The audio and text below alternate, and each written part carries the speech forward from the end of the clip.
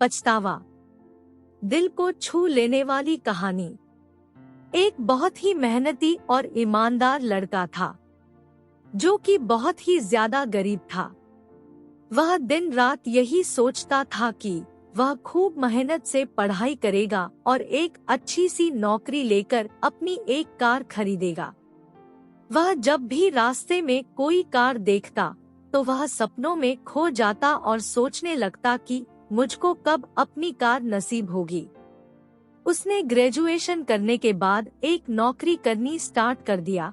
कुछ दिन बाद उसकी शादी हो गई और कुछ टाइम के बाद उसका एक बेटा भी पैदा हो गया। लेकिन अभी तक वह एक कार नहीं खरीद पाया था। वह कुछ न कुछ पैसे जरूर जमा करता और एक दिन जब उसको लगा कि वह अपनी कार खरीद लेगा तो उसने अपने सारे पैसे से एक कार ले ली। एक दिन वह अपने कार को खूब रगड़ रगड़ के धो रहा था। तभी उसका बेटा आया और उसने उस पर कुछ पत्थर से लिख दिया। उसने जैसे ही देखा कि वह कुछ लिख रहा था, वह उसको पीटने लगा और उसको ले जाकर कमरे में छोड़ दिया। वापस आकर फिर से वह अपनी कार को धोना शुरू कर दिया। फिर वह उस जगह पहुंच गया जहां उसका बेटा कुछ लिख रहा था। फिर उसने देखा कि उसके बेटे ने पत्थर से क्या लिखा था।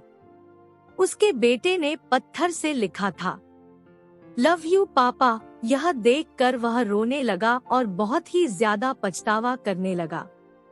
वह कमरे में अपने बेटे के पास गया और उसको गले से लगाया और बोला, आई लव यू टू बेटा।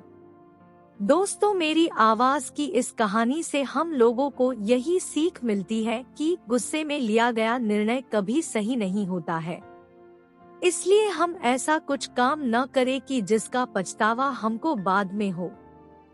ऐसी ही मोटिवेशनल कहानियाँ सुनने के लिए हमारी चैनल मेरी आवाज को सब्सक्राइब करें। आपको यह कहानी कैसी लगी? लाइक, कमेंट और शेयर जरूर करें।